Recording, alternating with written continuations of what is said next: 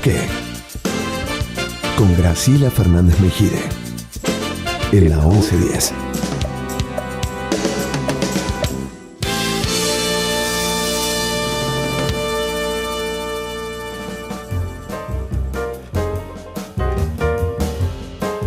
Les recuerdo que si usted quiere comunicarse con nosotros, tiene que escribirnos a porqueprograma, todo juntito, @gmail.com.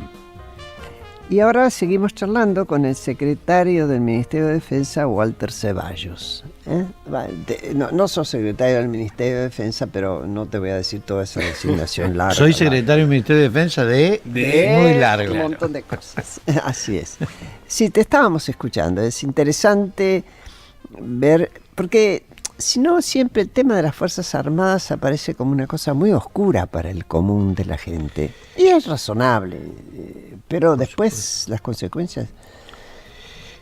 Pero además hay otra cosa. El rol de hoy de las Fuerzas Armadas, el de hoy, del 2016, desde diciembre que nosotros asumimos, pero también de antes.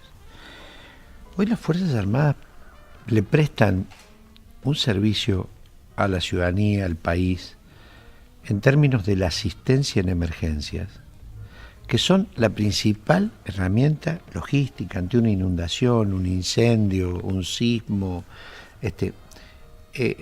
Está a nuestro cargo también coordinar esta tarea de las emergencias, de la asistencia militar en emergencia. Dentro de esa profesionalidad de la que hablábamos recién, creo que las Fuerzas Armadas son las únicas en la Argentina que tienen una división especial, entrenada para riesgos químicos, biológicos y nucleares. Por ejemplo. Nosotros tenemos entrenamiento en términos de asistencia a la comunidad. El salvataje, lo que se llama el SAR, los servicios de asistencia marítima, atlántica, en rescates atlánticos, que las Naciones Unidas está a punto de reconocernos una extensión de la superficie del territorio marítimo que queda en nuestras responsabilidades internacionales. Para salvatajes. Para salvatajes en el mar. Nosotros tenemos una extensión de casi 13 millones de kilómetros cuadrados. Italia tiene 600.000. Sí. En todo lo que es el Atlántico Sur. En esto, nuestras Fuerzas Armadas junto con la Prefectura estamos en un programa de recuperación de las capacidades de ejercicio, control y defensa de la riqueza hitícola. A los argentinos nos están robando más de $1.000 millones por año sin ningún tipo de control y depredándonos las especies marítimas. Las Fuerzas Armadas son asistentes logísticos de las Fuerzas de Seguridad Interior en lo que es la lucha contra el narcotráfico y de manera conjunta en las tareas para prevenir que no volvamos a tener ataques de organizaciones terroristas criminales. Digo que no volvamos porque la embajada... Eso formó parte del discurso del presidente, ¿no? Que también llamó la atención el tema de la lucha contra el terrorismo. Explícanos eso. Cuando se sancionó la actual ley de defensa, en el año 1988, que al igual que la ley de seguridad interior del año 1986, fueron leyes que tuvieron un altísimo nivel de acuerdo, de consenso, se basaban en las hipótesis de que había que priorizar la democratización y el afianzamiento democrático en la Argentina. Y la verdad que el concepto que se utilizaba para la estrategia de la defensa era las hipótesis de conflicto, que para nosotros eran limítrofes o Malvinas. No porque las promoviéramos. En la mesa de la Escuela Superior de Guerra, la mesa de arena siempre era... En la mesa de arena esas eran las hipótesis. Así es. Hoy nosotros eso no lo tenemos. Voy a dar un ejemplo para tratar de graficarlo. Se hizo en Mendoza la reunión anual del SICOFA, el Sistema de Cooperación de las Fuerzas Aéreas Americanas. Ese es un sistema que se prepara para la asistencia humanitaria. Este año en Mendoza se planificó de manera virtual un ejercicio de las Fuerzas Aéreas Americanas que se va a replicar de manera física el año próximo en Chile. Toda esa planificación de las Fuerzas Armadas Americanas que se hizo en nuestra provincia de Mendoza sirvió para que las Fuerzas Armadas Americanas prestaran un servicio incalculable, no dicho por nosotros, reconocido por el gobierno en el sismo de Ecuador. Entonces digo, el rol de las Fuerzas Armadas Argentinas hoy es un rol de un entrenamiento basado en la asistencia a la comunidad, tareas humanitarias, fuerzas de paz, que sirve también para el entrenamiento ante la eventualidad de ataques externos. En 1988 no teníamos como riesgo externo el ataque de una organización criminal del narcotráfico. No teníamos como riesgo externo que una organización criminal del terrorismo, que están emparentadas con el narcotráfico en muchos puntos, pudiera tomar la decisión de atacar la vida de los argentinos. La vida de los argentinos. Y lo sufrimos con la Embajada de Israel, la AMIA, como vos bien lo decís, Graciela. Entonces digo, estos dos nuevos vectores del riesgo, dice, bueno, sí, pero el narcotráfico es de la Fuerza de Seguridad Interior. Preguntémosle a los mexicanos, preguntémosle a los colombianos el tránsito que tuvieron ellos en México, porque fue narcotráfico sin terrorismo. Y en Colombia, ¿qué fue? La insurgencia primero, que después terminó siendo terrorismo y narcotráfico. Le hago una consulta respecto de esto. En la última campaña, de distintos sectores, de distintas fuerzas, se abogó por proyectos de ley, por ejemplo, el derribo de aviones, sí, ¿no? O el blindaje de la frontera justamente por el avance del narcotráfico. ¿Qué posición tiene hoy el Ministerio de Defensa respecto de esos dos puntos? La posición es del presidente de la Nación. Nosotros somos un ministerio del presidente Macri. Exactamente. Y tenemos un decreto dictado por el presidente Macri, es el decreto 221 de febrero, que plantea en la lucha contra el narcotráfico y en la prevención para no ser nuevamente víctimas de ataques de terrorismo internacional, el blindaje de fronteras implica el control del espacio aéreo. Acá hay un plan muy bueno que viene de antes, la verdad, que es el SINVICA, el Sistema de Vigilancia Aérea Argentina, que es un plan que establece que hay que colocar en posiciones estratégicas para controlar el espacio aéreo 36 radares, se llaman, a lo mejor muy técnico lo que digo, pero radares primarios de largo alcance de 3 dimensiones. No, está bien. Pero digo, de los cuales tenemos colocados solamente 6. Eso te iba a preguntar, ¿cuántos hay? Tenemos 2 terminados, producidos, y esperamos en este año colocar 2 más, y hay en producción 2 más. ¿La producción se hace acá? El INVAP. Es una empresa estatal, sí, de la provincia de Río Negro, que ha logrado en esta materia un desarrollo tecnológico muy importante. Digo, a ver, un radar primario, nos cuesta entre 16 barra 17 millones de dólares fabricarlo y entre 50 barra 60 millones de pesos colocarlo. ¿Está bien? Es un esfuerzo que se hace muy importante. En un contexto de restricciones, porque sí, lamentablemente en el momento en que por ahí teníamos crecimiento... No estamos tirando manteca al techo. No estamos tirando manteca al techo. El otro tema, el derribo. El derribo es una facultad extrema. Lo que se busca es que los aviones que violan el espacio aéreo argentino, porque no cumplen la normativa internacional ni nacional que debe cumplirse para... Usted cuando maneje el auto tiene que cumplir, no puede pasar el semáforo en rojo y con la luz apagada en la ruta, ir a exceso de velocidad, si lo paran en la ruta y le piden la documentación, bueno, en el aire es lo mismo, nada más que con otra metodología y otras circunstancias. Usted si alguien le indica, identifíquese, tiene que tener un plan de vuelo, tiene que decir por dónde va a ir, por qué ruta va a ir, a qué altura, bueno. Totalmente. Cuando nosotros llegamos al gobierno, el sistema de radarización, aún menguado como lo tenemos, puesto en funcionamiento, el Centro operativo de Merlo, detectaba a veces 7, a veces 14, lo que se llama TAI, transporte aéreos no identificados por día. Y con esta normativa y con el despliegue de las pocas capacidades aéreas con que encontramos la Fuerza Aérea, que estamos todos en un trabajo de fortalecimiento y de recuperación de esta capacidad, hemos logrado bajar esa cifra a 2 o 3 en la semana y seguimos controlando, y hay que instalar más radares y hay que capacitar más analistas aéreos y hay que tratar de tener funcionando las 24 horas.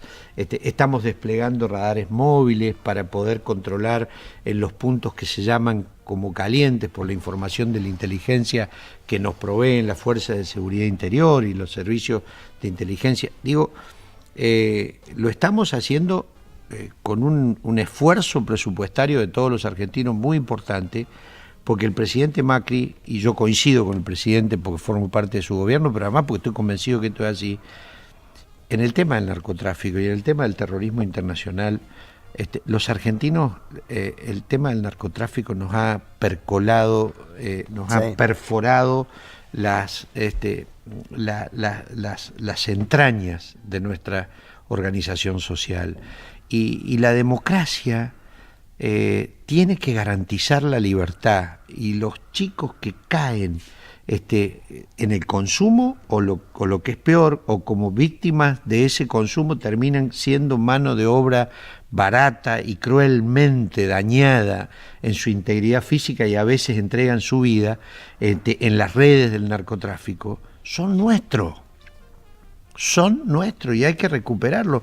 Y entonces nosotros prestamos este servicio logístico de la defensa con un fuerte compromiso nacional, con un fuerte compromiso social y con un fuerte compromiso democrático, porque cuando el narcotráfico perfora las sociedades, hay políticos, hay empresarios, hay jueces, hay fuerza de seguridad. Digo, y no le estoy diciendo hipótesis que no vivamos. No. Ya los hemos visto. Sí. Digo, esto, disimulemos, como decía mi madre, pero no pongamos tanta tierra abajo de la alfombra, porque un día nos caemos en el lomo que tiene la alfombra. Esto, en el tema del narcotráfico, esto estábamos muy cerca de que le pasara. Por supuesto que los que consumen son víctimas, y que hay que tener un fuerte esfuerzo para hacerlo, pero desde el otro lado tenemos que dar la lucha contra el narcotráfico. Yo en esto estoy absolutamente convencido que no se garantiza la libertad, la república y la democracia de un país que se lo deja a la merced de que el narcotráfico termine siendo el dueño y señor. Y hay ejemplos concretos en la América Latina. Enseguida seguimos.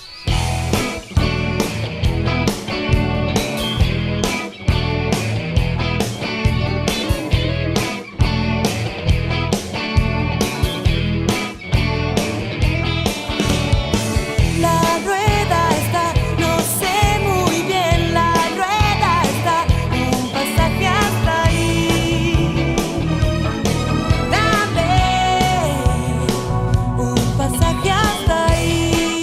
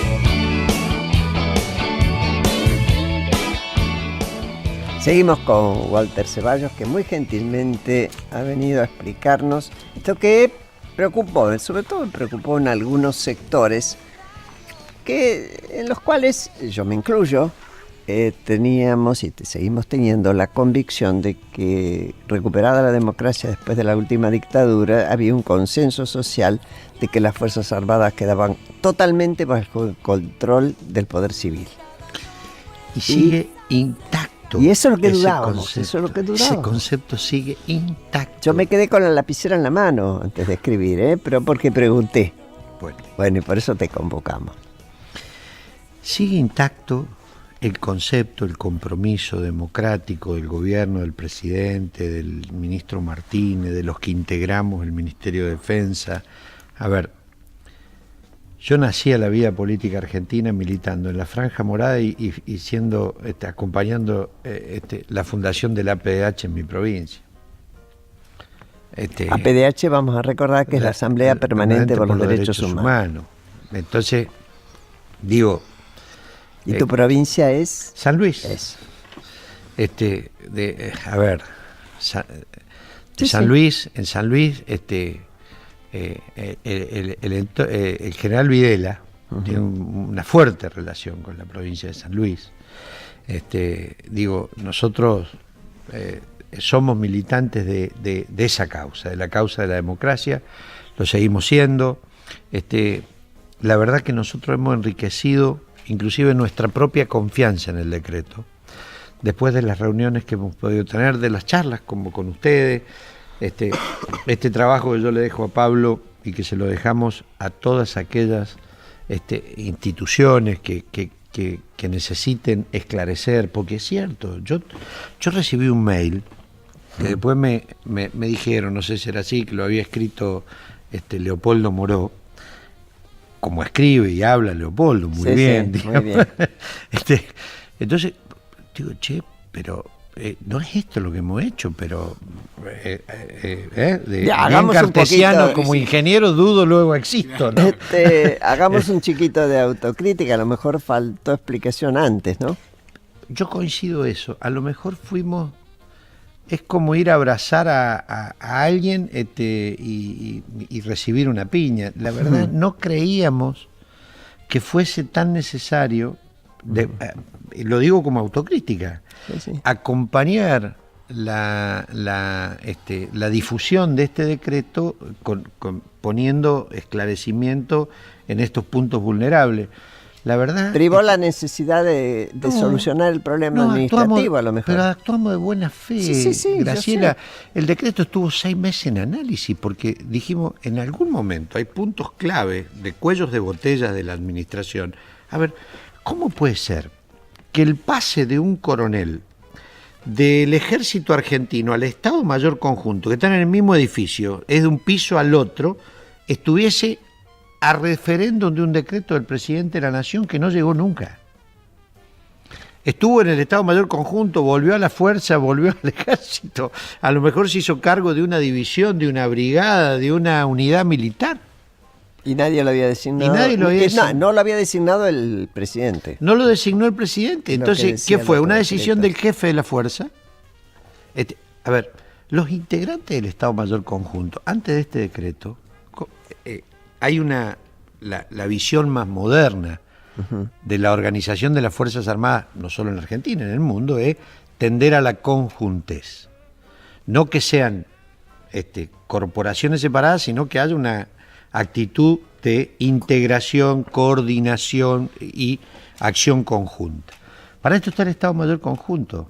Hasta antes de este decreto, el jefe del Estado Mayor Conjunto no podía designar a los integrantes de los cuadros del Estado Mayor Conjunto. Los jefes de la fuerza le decían, este es el que va, el otro le decía el que va. Entonces, en vez de tener un Estado Mayor Conjunto de coordinación y con una jefatura que tuviera coordinación y legitimidad de conducción, tenía una jefatura que era un collage, porque eran representantes más corporativos de la fuerza que de la organización de la conjuntez, que es el Estado Mayor. Entonces digo, a ver, confieso y reconozco que fuimos, a lo mejor pecamos de yo no diría, nunca Ingenuos. de ingenuos, tal vez pescamos de ingenuos, tuvimos exceso de confianza, nunca creíamos, pero digo, a ver, creo que también es cierto, yo he leído proyectos de declaración y de pedidos de informe de gente a la cual respeto, porque no quiero agregar todavía el ABA, en términos intelectuales, con los cuales inclusive con algunos de ellos he compartido parte de mi vida política. Y yo sé que saben, por eso digo, ¿por qué tienen que actuar de mala fe? Complicado. Si saben, yo sé que complicado. saben, no es que estén mal informados o que fueron, que esto puede ocurrir. A mí me ha ocurrido, a ver, la presidenta del comité de la provincia, de mi provincia de San Luis, Claudia Rocha, una ex militante, fue presidenta del Centro de Estudiantes de la UBA, una militante de los derechos, cuando salió ese mail, me llamó y me dijo, Walter, ¿qué es esto? Le dije, mirá, esto. Pero yo no tal, por cual, porque ella tiene una dinámica verbal media rápida, Claudia. Digo, esto nos pasó a nosotros. Ahí me di cuenta que no nos habíamos preocupado tal vez en dar, en conjunto con la información de tipo organizativa y administrativa, una fortaleza de información yo te política. cuento, Walter, al interior del Club Político Argentino, del cual yo formo parte, que a lo mejor vos oíste hablar de él, Sí, inmediatamente aparecieron todas las luces amarillas y unas tirando a roja. Mira, me salió publicado un día a las 14. Sí. Y esa noche a las 21:45 mi amigo Jesús Rodríguez, que yo lo considero como un hermano de la vida, me mandó el mail con 2 links y diciéndome qué es esto. Bueno, o sea, yo sé que mucha gente de muy buena fe... Yo a uno de ellos, de los que recurrí fue a Jesús. Al primero que recurrí fue al general Martín Balsa. Claro. Le llamé por teléfono y le dije de qué viene esto, según su criterio. Me dio una explicación, no tan detallada obviamente como la que me das vos. Aún así me quedé con la duda porque era un militar el que me lo estaba explicando y a lo mejor le interesaba específicamente alguna cuestión. Le escribí, le mandé un mail a Jesús, que a lo mejor disparó también, que él a su vez mandó. Y se habló con Horacio Jaunarena, otro miembro habló con Horacio Jaunarena. Y en general hubo una respuesta unánime y en la dirección obviamente que vas vos. Y tal vez la única pregunta que quedaba, pero me parece que vos arrimaste el bochín, pero no estaría mal que lo reforzaras si querés, es en todas las designaciones que ahora van a ser posibilidades de los jefes, ascensos, tengo entendido traslados también. De todas maneras, ¿queda una forma de control del Ministerio de Defensa? Totalmente. Primera cuestión, Graciela. Esas facultades antes del 721 eran exclusivas de los jefes de la fuerza. A partir de ahora, muchas de ellas pasan a ser exclusivas del ministro. ¿Cuáles, por ejemplo? Por ejemplo, designar el cuadro de oficiales superiores. El ministro puede tomar el criterio teniendo en cuenta que hay muchos tenientes coroneles que son jefes de divisiones de unidades militares, que es una decisión estratégica de la política institucional, extender el cuadro no solamente a coroneles o superiores de coroneles, sino hacerlo de teniente coroneles inclusive. Que dado esta pirámide ensanchada en la cabeza y enflaquecida en la cintura que tenemos de la fuerza, que ya dejó de ser una pirámide para ser casi una mujer riñón, una mujer que tiene una cola grande, digamos. Pero digo, lo que digo es, este es un dato distintivo, que ya no más las reincorporaciones de los retirados dependan de los jefes de la fuerza, sino del ministro. Y que además todos los actos de los jefes sean revisables por decisiones administrativas del ministro, que termina siendo el tribunal de alzada, que antes terminaban en un reclamo de tipo administrativo, y si no después tenían que ir a la justicia, que muchas veces se convierte en la injusticia. Entonces digo, todo el tema. Nosotros tenemos una dirección de derechos humanos y tenemos una dirección de género, porque estas Fuerzas Armadas además ahora está integrada por mujeres. Por mujeres que tienen el común denominador de ser efectivos militares, pero que tienen la particularidad del género, y donde hay que proteger mucho, que no vaya a haber abusos de poder, que no vaya a haber cuestiones vinculadas con el género, desde, digo, proteger porque existen. Sí. Está claro. Entonces, toda esta política ya no es solo que concluye en el jefe de la unidad o en el jefe de la fuerza, sino que todo pasa por el tamiz institucional y político del ministerio. Bueno, yo te agradezco, Walter. Me sentí en la necesidad de convocarte para hablar de este tema, porque somos unos cuantos los que vivimos la otra época. Nos había parecido un gran logro de la democracia el control civil sobre las Fuerzas Armadas. Y queríamos saber hasta qué punto este decreto modificaba las cosas. Y me parece que a muchos de los que nos están escuchando a lo mejor también les interesa. Y te agradezco una vez más que estés con nosotros. Es Walter Ceballos, es secretario en el Ministerio de Defensa de una particularidad que es emergencias y logística y también hemos incorporado lo que es gestión cultural. Bueno, a quien conozco de hace muchos años, efectivamente, y me despido de ustedes hasta el próximo domingo. Sigan en la 1110 porque es muy interesante.